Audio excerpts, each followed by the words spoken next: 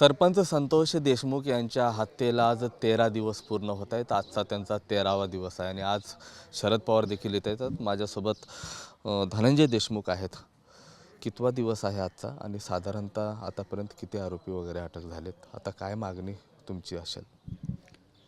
आज 13वा आहे दिवस ते आणि आजपर्यंत 4 आरोपी अटक झालेले आहेत। इतर 3 मुख्य आरोपी आणि बाकी इतर राहिलेले आरोपी आज संध्याकाळपर्यंत अटक करण्याची मी कालही मागणी केली होती, आजही मागणी करत आहे।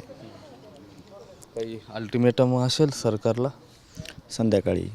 आज संध्याकाळी सांगू आपण। काल मुख्यमंत्री देवेंद्र फडणवीसांनी देखील निवेदन केलं, त्यावर समाधानी नाही आहेत तुम्ही? समाधानी त्यांनी कारवाईचे आदेश दिलेत। कारवाई योग्य झाली, कारवाई योग्य होणार आणि ज्यावेळेस सगळ्या आरोपींना शिक्षा होईल त्यावेळेस मी हे तुम्हाला सांगाल। या प्रकरणात ज्या पोलिसावर तुमचा संशय होता, पोलीस अधीक्षक अविनाश बारगळ यांची बदलीची कारवाई केली, मग या कारवाईकडे कसं बघता? त्यांच्याकडून योग्य कारवाई होत नसेल, जसं प्रशासनाला ज्या पद्धतीनं तपास जलद गतीनं करायचा आहे तसं होत नसेल, म्हणून त्यांनी घेतलेला तो निर्णय असेल। आज शरद पवार देखील तुम्हाला भेटण्यासाठी येणार आहेत, काय तुमच्या अपेक्षा त्यांच्याकडे असतील? अपेक्षा एकच आहे, मला मदत पाहिजे न्यायाची आणि तीच मी आज त्यांना मागणार आहे की मला न्याय इतक्या म्हणजे लवकरात लवकर कसा भेटेल याचीच माझी मुख्य मागणी असणार। एक अनोखे बॅनर पाहायला मिळाले, आमच्या राजाला न्याय पाहिजे असं संतोष देशमुख यांचा फोटो असलेला बॅनर पाहायला मिळतो आम्हाला। हां, तो जे आमचं गाव आहे 20 वर्षापासून राजा हा शब्द ह्यासाठी वापरला आहे की गरिबांचा कैवारी होता तो, 18 पगड जातीला सोबत घेऊन चालणारा होता माझा भाऊ, त्याच्यामुळे त्याला राजा म्हणलं जातं। आता तपास सध्या SITकडे सुद्धा आहे, CIDकडे सुद्धा आहे। CIDच्या अधिकाऱ्यांचा काही तुमचा संवाद वगैरे झाला आहे? ह्या 2-3 दिवसात नाही संवाद झाला।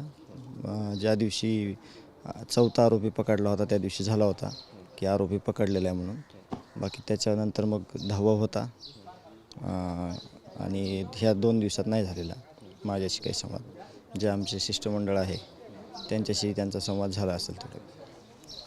तपास कुठंतरी संत गतीनं सुरू आहे असं म्हणायचं आहे तुम्हाला? ते बघू आता, रात्री आपण काल म्हणल्याप्रमाणे रात्रीपर्यंत त्यांनी हे आरोपी अटक करण्याची मला खूप अपेक्षा आहे। खूप आशेनं बघतो मी त्या गोष्टीकडं, त्यांना पहिले जेरबंद करावं, मग आपण पुढील दिशा बघू काय करायचं ते। मग पुढची भूमिका स्पष्ट होईल? हां, बिलकुल।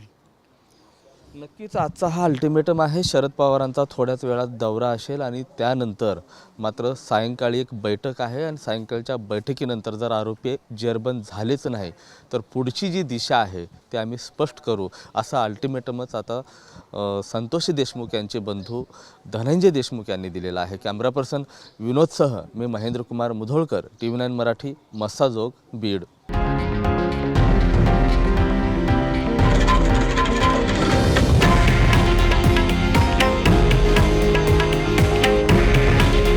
हे आहे देशातील नंबर 1 न्यूज नेटवर्क आणि आपण पाहत आहात TV9 मराठी।